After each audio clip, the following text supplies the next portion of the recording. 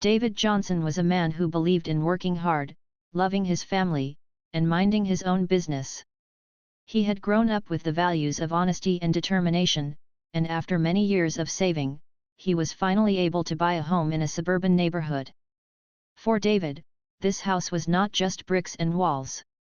It was a dream, something he had worked toward for many years. Every corner of the house reflected his efforts. He painted the walls himself, planted flowers in the front yard, and built a small wooden swing in the backyard for his children. When David moved in with his family, he thought life was about to get easier. The neighborhood looked peaceful.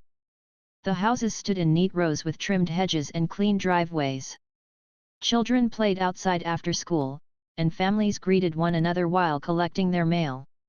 It seemed like the perfect environment to raise his two children. His wife, Lisa, felt the same way. She loved how the house caught the morning sunlight, filling their kitchen with warmth.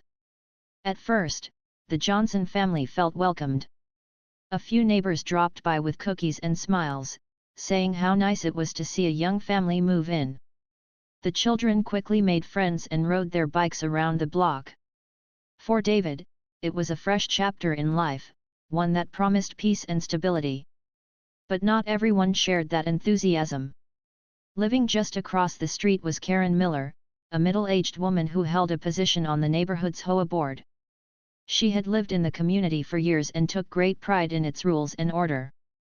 To her, every lawn had to be trimmed perfectly, every fence painted the right color, and every resident needed to follow the HOA guidelines word for word. Most people tolerated her strictness, knowing that arguing with her usually led to endless conflict. David didn't notice Karen much at first. She was polite in their first meeting, though her smile seemed more forced than friendly. She commented on the height of his grass and the toys lying on the front porch, but David brushed it off. He believed she was simply being cautious about keeping the neighborhood neat. He responded kindly, saying he would make sure everything stayed in order. Weeks passed, and the Johnson family settled into their new home. David loved watering the plants with his children after work, and Lisa enjoyed baking pies that filled the house with sweet aromas. Every evening, they sat on the porch, enjoying the calmness of the area. David felt proud that he could finally give his family such a beautiful life. Then came the first letter from the HOA. It was a notice about the color of David's fence. According to the letter, the shade of brown he had painted did not match the approved tones in the neighborhood. David read the notice twice, confused. He had no idea there were specific colors for fences. He sighed, set the letter down, and told himself he would handle it later. After all, it didn't seem like a big deal. But the letters didn't stop. A week later, another one arrived, this time about the flower pots on the porch. Non-uniform in appearance, the letter said. Lisa laughed when she read it, calling it silly, but David knew the complaint had come from Karen. Her eyes always lingered on their house longer than on others whenever she walked by. David stayed calm. He didn't want to cause trouble in a place he had just moved into. He repainted the fence, arranged the flower pots neatly, and even made sure his lawn was trimmed twice a week. He thought that if he followed the rules, things would settle down. However, the complaints kept coming. There was another letter about the swing in the backyard, which was apparently not in harmony with the neighborhood's style. Then came a warning about the recycling bins being left outside for too long. David began to realize this was not about rules at all. It was about Karen's dislike for him and his family.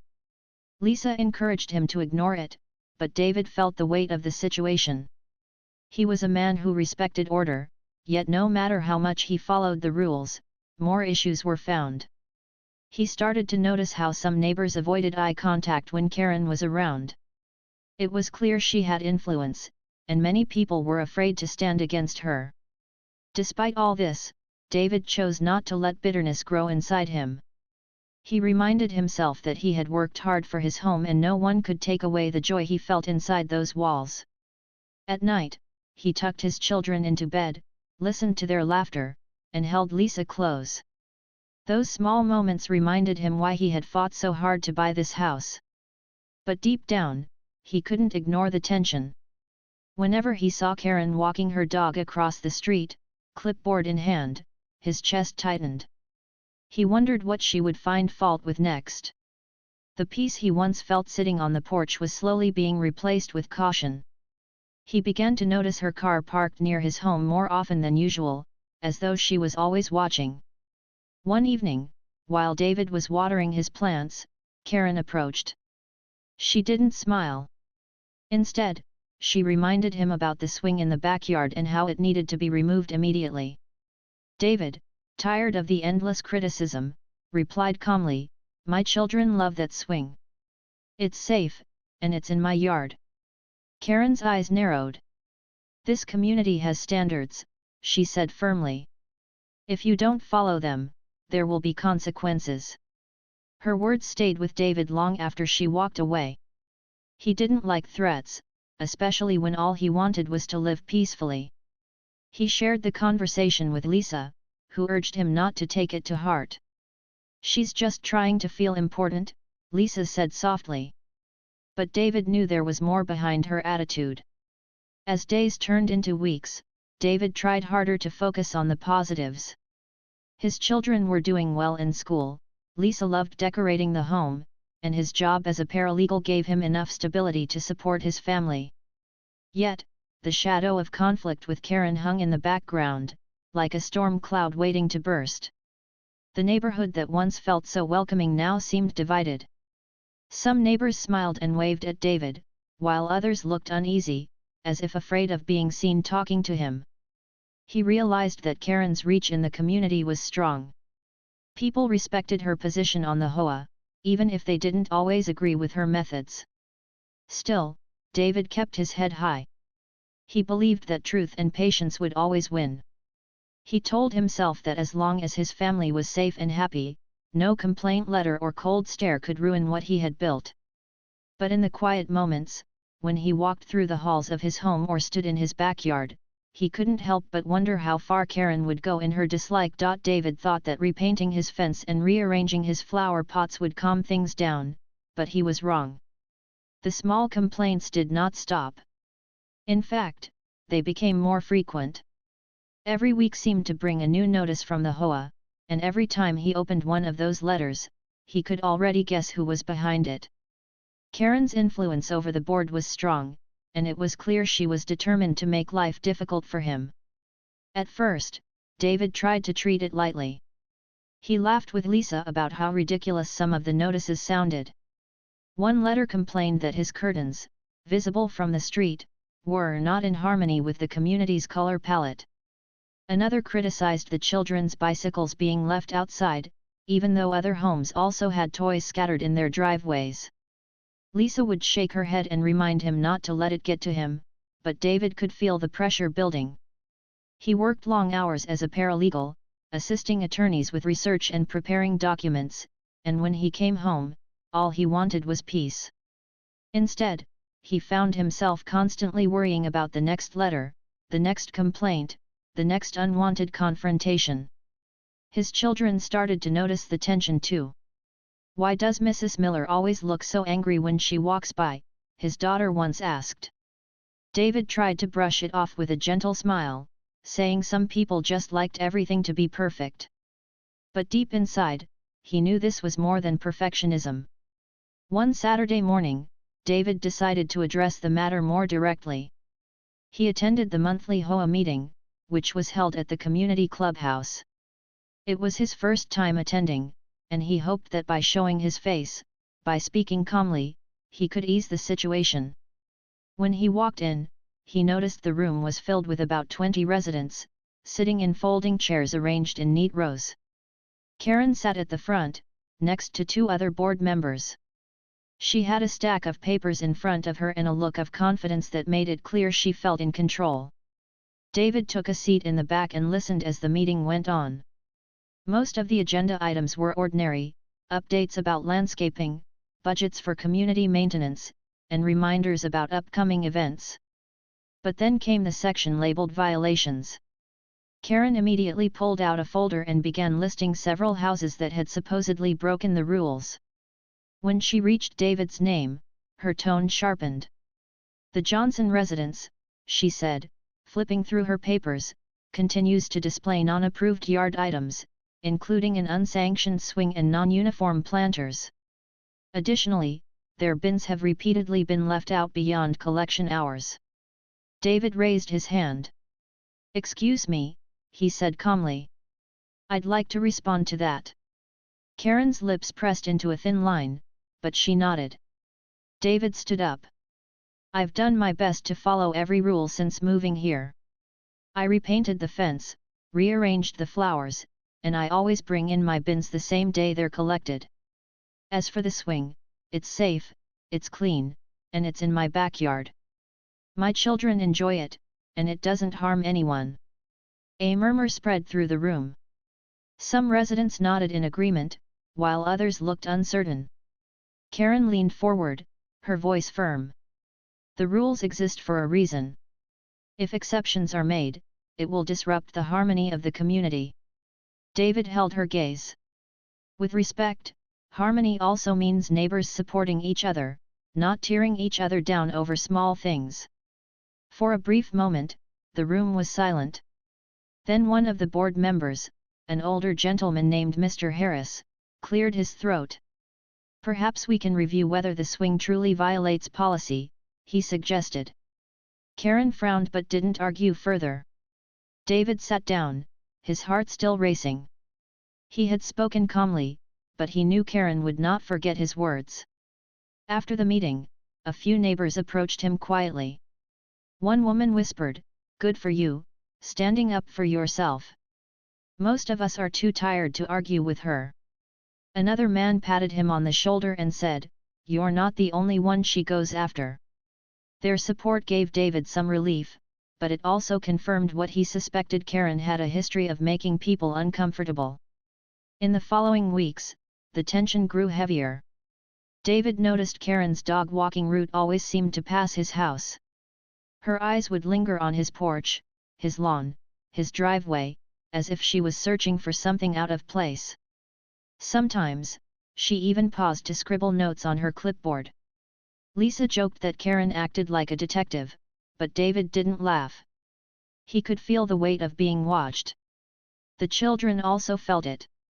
Once, while playing in the yard, his son said, "Dad, why does she always stare at us?" David crouched down, placed a hand on his son's shoulder, and replied softly, "Some people just don't understand others, but it doesn't mean you stop enjoying your life. You keep playing." Still, the constant scrutiny was exhausting. David worked late hours, often staying at the office past dinner, and when he came home, he felt drained. But no matter how tired he was, he tried to keep his spirits up for Lisa and the kids. He told himself that every neighborhood had its challenges, and this was just one of them. Yet, there was a quiet fear in his mind, a question of how far Karen might go in her dislike. One evening, David decided to take a different approach. Instead of ignoring Karen, he greeted her cheerfully as she walked by. "Good evening, Karen," he said with a smile. She barely nodded in return. The next day, he tried again, but she turned her head away. David wasn't surprised, but he felt he had at least tried. As the months passed, more small incidents piled up. Someone reported his car for being parked slightly too close to the curb. Another complaint accused him of leaving his porch light on too late at night. David could see the pattern: each issue had Karen's fingerprints all over it. Despite the constant harassment, David remained calm. He told himself that reacting in anger would only give her more reason to complain. Instead, he focused on his work, his family, and the little joys of life. His children's laughter, his wife's cooking, the small moments on the porch during quiet evenings, these were the things that gave him strength. But while David chose patience, Karen's bitterness only seemed to grow. She spoke louder at HOA meetings, insisted on stricter rules, and made it clear she would not rest until things were done her way. Neighbors began to notice the conflict more openly. Some quietly sided with David, admiring his patience, while others avoided taking any position at all, afraid of drawing Karen's disapproval. One thing became certain: this was no longer just about rules. It was personal. And as much as David wanted to believe that patience and kindness would be enough, a small voice in the back of his mind warned him that something deeper was brewing. For now, though, he carried on. He woke up early, worked hard, cared for his family, and tried not to let Karen's constant shadow steal his peace. He believed in fairness, and he believed in the law. If things went further, he trusted that truth would stand with him. But as the days went on, the weight of her hostility hung heavier in the air, like a storm cloud waiting for the right moment to release its thunder. The summer months passed slowly, and for David Johnson, the uneasiness in his neighborhood grew heavier. Every day felt like walking on a thin rope. He tried to keep life normal for his family, but he could sense the tension that surrounded them. The children still played in the yard, Lisa still baked her pies and decorated the house, and David still woke up early for work, yet the feeling of being watched never left him. Karen's presence was everywhere. Whenever David stepped outside, it seemed her eyes followed. Her car drove slowly past his house, her dog stopped too long near his lawn, and her pen scribbled notes on that familiar clipboard. The letters kept arriving, and though David read them less carefully now, he could feel the sting in each word. He reminded himself not to break, not to let his patience fade, because his family needed his strength. But then came the night that changed everything. It was a quiet Friday evening. David had just returned home from a long day at the law firm. Lisa had prepared a simple dinner: roasted chicken with vegetables, and the children were excited about watching a family movie afterward. They laughed together, their voices filling the living room as they cuddled on the couch. For a brief while, the world outside did not matter. When the children grew sleepy, David carried them upstairs, tucking them into bed. He kissed their foreheads, turned on the night light, and whispered good night. Lisa cleaned up the kitchen while David stepped outside for a few moments of fresh air. The summer breeze carried the scent of grass and distant barbecues. For the first time that week, he felt calm. Hours later, long after midnight, David was pulled from his sleep by something unusual. At first, he thought it was part of a dream: a faint crackling sound, like paper crumbling or dry leaves underfoot. But then his nose caught it: smoke. His eyes shot open. He sat up, heart pounding, and realized the air in the room was thick. The faint orange glow outside the window told him the truth before his mind could even form the words. "Lisa!" he shouted, shaking her awake. She bolted upright, confusion in her eyes. "There's smoke," David said urgently. "We have to get the kids." They rushed down the hallway, the smell growing stronger, the glow brighter. The children stirred, coughing lightly as David and Lisa gathered them in their arms. The crackling sound had grown louder now, no longer faint but roaring like a storm. David opened the front door and was met with a terrifying sight: flames had already reached the porch, curling upward with hungry speed. His mind raced. The front exit was blocked. Without hesitation, David led his family through the back door. The swing in the yard stood against the fiery glow, a reminder of the peace that once was. He carried his son, while Lisa held their daughter, and together they ran into the yard as the flames climbed higher. Neighbors were already awake, their shouts echoing in the night.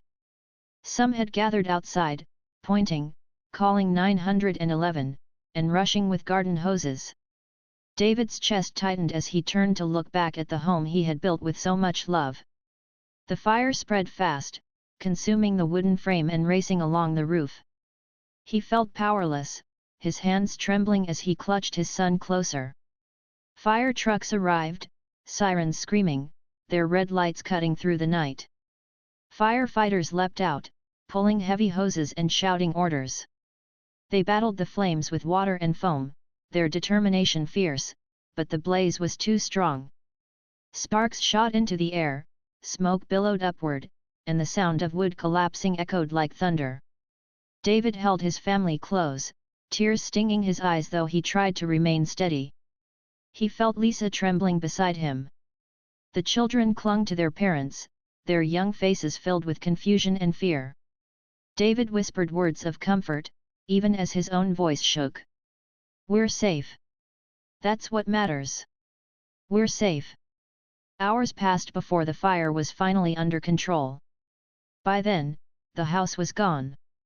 The walls had collapsed, the roof had caved in, and only blackened remains stood where once there had been warmth and laughter. David stared at the ruins, his heart heavy.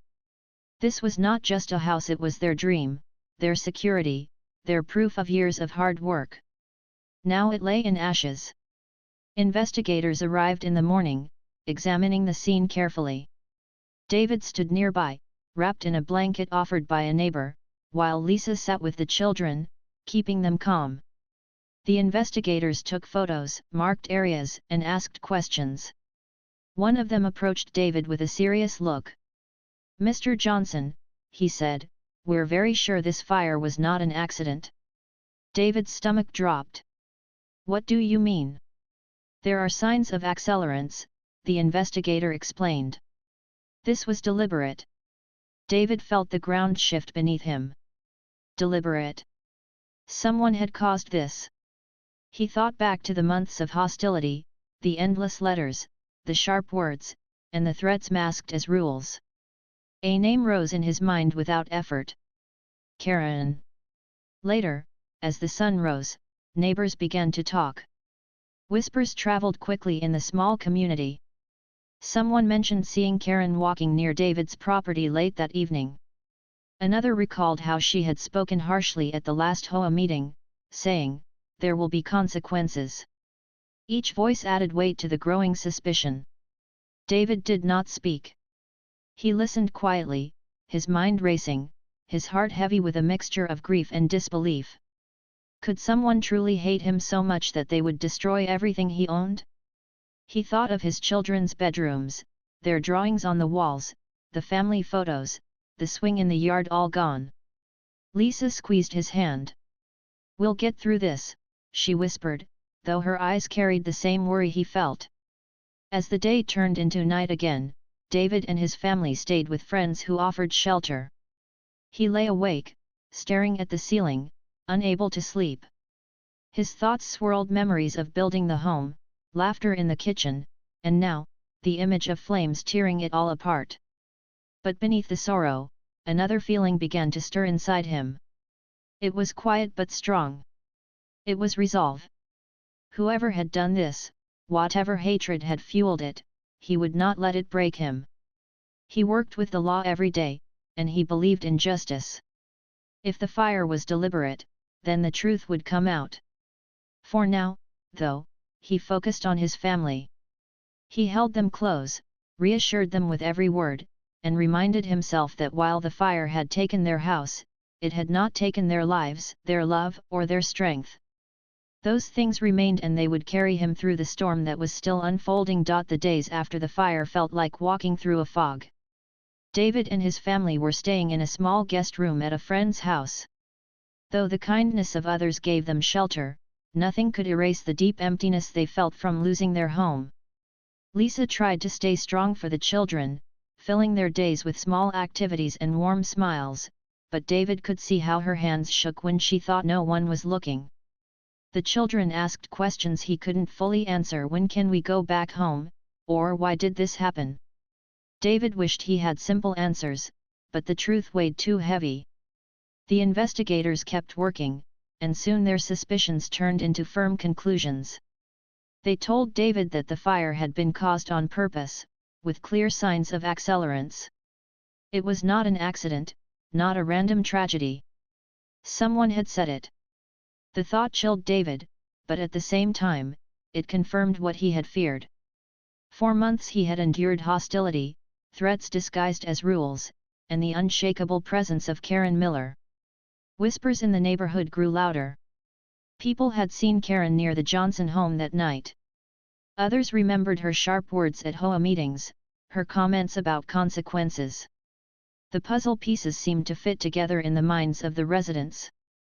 But investigators reminded David that suspicion was not enough. They needed evidence that could stand in court. Meanwhile, David had to handle the practical side of life. His insurance company called him to review the damage claim. There were forms to sign, questions to answer, and documents to provide.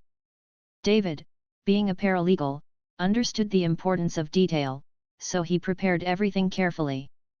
Each phone call and meeting felt heavy, though, as he relived the night of the fire over and over. One morning, David received a notice to attend a court session related to the insurance process and community records. It was part of the long journey of recovering what had been lost. He dressed in his usual work clothes, a neat suit and tie, and drove to the courthouse with a mix of determination and weariness. He had walked into many courtrooms before in his job, but this time was different. This time, it was personal. As he entered the courthouse, the familiar echo of footsteps on polished floors filled his ears. He walked past the security check, the long hallways, and finally into the courtroom.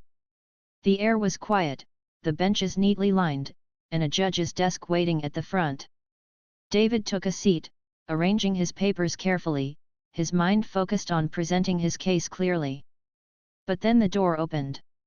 The sound of heels clicked against the floor, and when David looked up, his breath caught in his throat.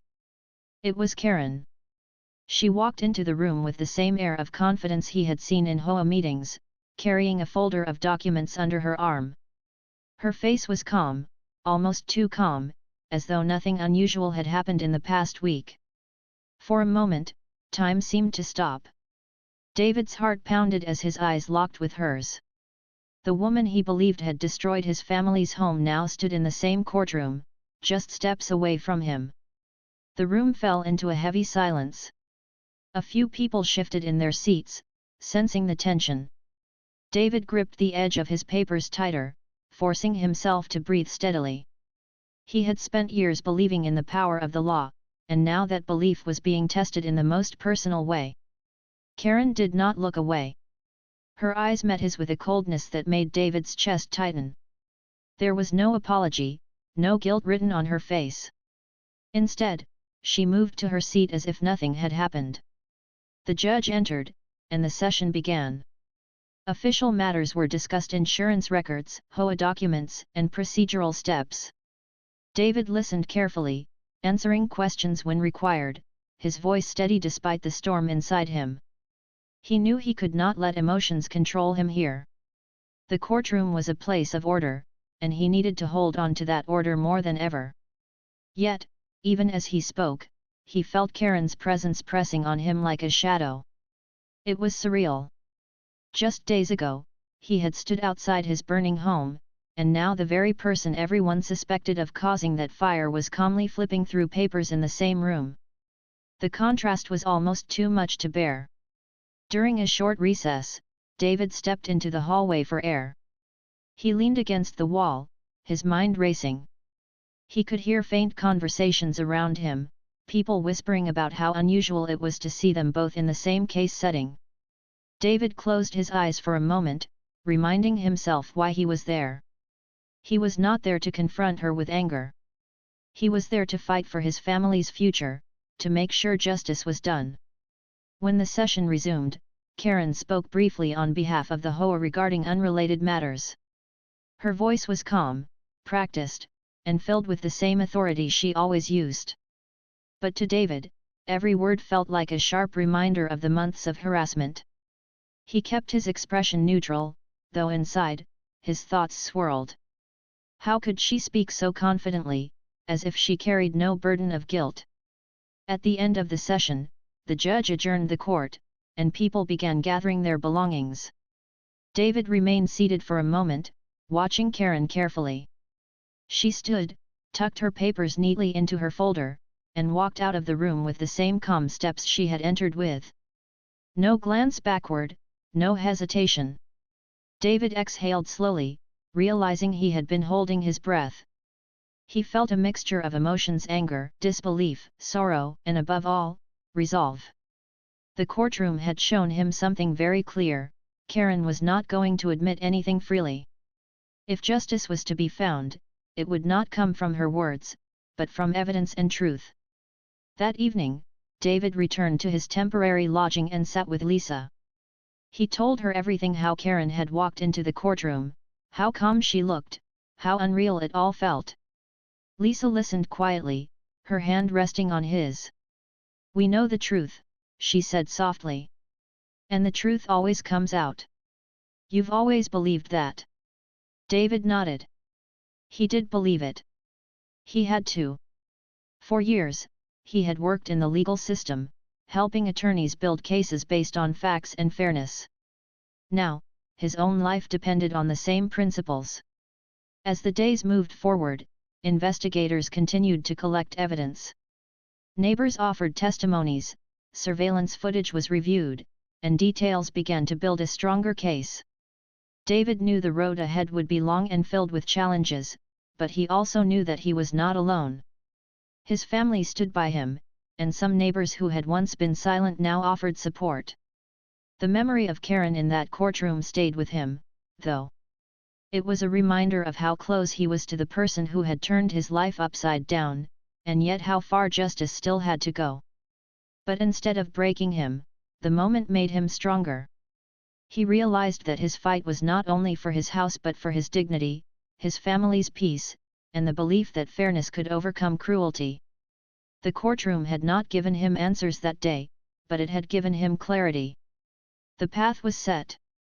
The truth would be uncovered, step by step, and no matter how calm or confident Karen appeared, she could not escape it forever. The weeks that followed the shocking courtroom encounter felt like the slow turning of a heavy wheel.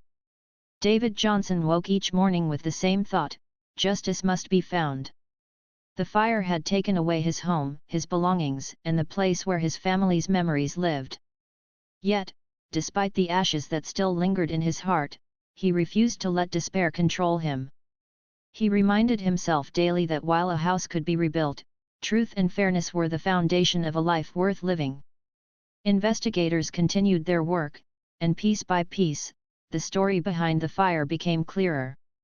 A neighbor across the street came forward with testimony. On the night of the blaze, she had seen Karen's figure near David's driveway. At first, she thought little of it, but after learning the fire was set intentionally, she realized the significance of what she had witnessed. Another resident recalled overhearing Karen speak bitterly about David at a community gathering, saying, "Some people just don't belong here." Evidence began to connect. Security cameras from a nearby street captured faint but telling images: a car resembling Karen's parking close to David's house late that night. Investigators also found traces of fuel containers discarded not far from the neighborhood. Each small discovery was like a puzzle piece locking into place. David listened quietly as updates reached him. Part of him felt relief, knowing the truth was surfacing. Another part of him carried sorrow that such hatred could lead to such destruction. He wondered often what drove a person to act with such bitterness. Was it pride? Was it prejudice? Or simply a need to control others? Whatever the reason, David knew it could never justify the pain his family endured. Meanwhile, life pressed forward. David still worked at the law firm, though balancing his responsibilities was not easy. His colleagues respected his strength and offered support, often covering extra tasks when he needed time for legal meetings. Lisa focused on the children, helping them adapt to temporary living. She encouraged them to draw pictures, write stories, and talk openly about their feelings. Slowly, the children began to smile again, though the loss of their home still weighed on their young hearts. Finally, the day came when Karen was called into court as a defendant. The charges were clear: arson and property destruction. The community buzzed with whispers, and the courthouse was filled with quiet tension. David sat with Lisa and his children, his heart steady yet heavy. He had seen many trials before, but never had he sat in one that touched every part of his own life. When Karen entered the courtroom, her face carried the same calm expression, but there was something different in her eyes.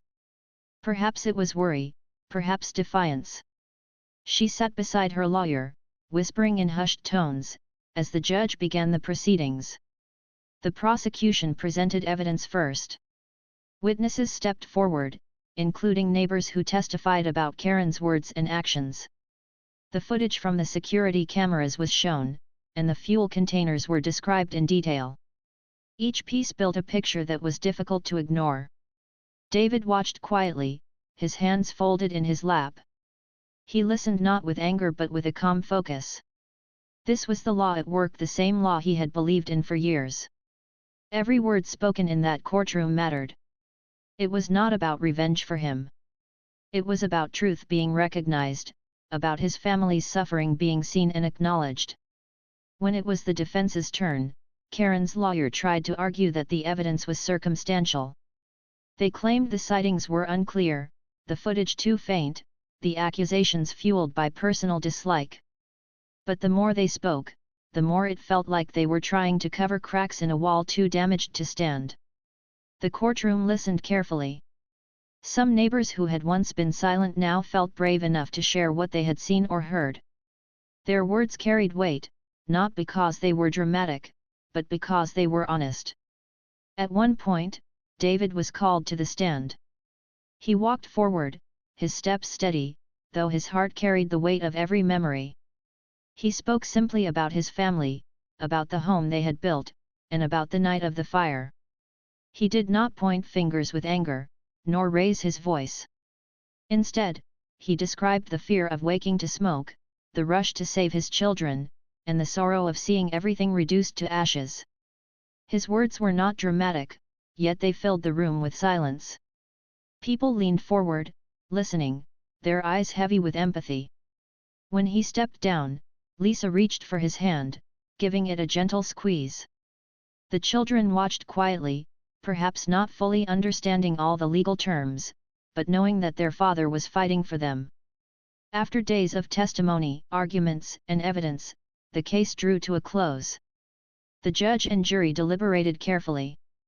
The wait felt endless. David sat with his family, his mind calm but alert. He had learned long ago that justice moved slowly, but it always moved. Finally, the decision was read. Karen was found guilty. The words echoed in David's ears.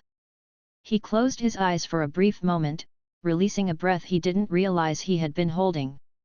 Lisa leaned against him, tears glistening in her eyes, while the children hugged each other tightly. Around the courtroom, neighbors whispered quietly, some shaking their heads in disbelief, others nodding as though justice had spoken clearly. Karen sat still, her calm expression finally breaking into one of shock. The weight of her actions had caught up with her, and there was no longer anywhere to hide. In the days that followed, the story spread across the community. For many, it was a wake-up call about the dangers of unchecked authority and prejudice. The HOA, once controlled by Karen's strong voice, began to change. Residents grew braver in speaking up, determined to build a community based on fairness rather than fear. For David, life did not return to what it was before, but something new began to grow. Insurance and support from friends helped him start the process of rebuilding. Neighbors volunteered their time, bringing tools, offering meals, and lending hands. The same people who once stood quietly now stood firmly by his side. Lisa often said that the fire had destroyed their house but not their home. A home, she reminded the children, was more than walls and furniture. It was love, trust, and the courage to stand together. Slowly, the family built new routines, creating fresh memories while carrying the old ones in their hearts. David continued his work at the law firm, but now he carried a new sense of purpose. He had always believed in justice, but now he had lived through its deepest test. He understood more clearly than ever that fairness was not just words in a book, it was the shield that protected families like his. Sometimes, late at night, he would walk through the quiet streets of the neighborhood. The air would be still, the houses resting in silence. He would glance at the lot where his old home once stood, now cleared and ready for rebuilding. For a moment, sorrow would touch him, but then he would remember the faces of his children, the strength of his wife, and the support of the community. The fire had been meant to break him, but instead, it revealed his resilience. It showed that even in the darkest times, light could be found in truth, in courage, and in love. David knew there would always be challenges in life. But he also knew this: no act of bitterness, no unjust hand, could destroy the spirit of a family determined to rise again. And so, from the ashes, a new chapter began.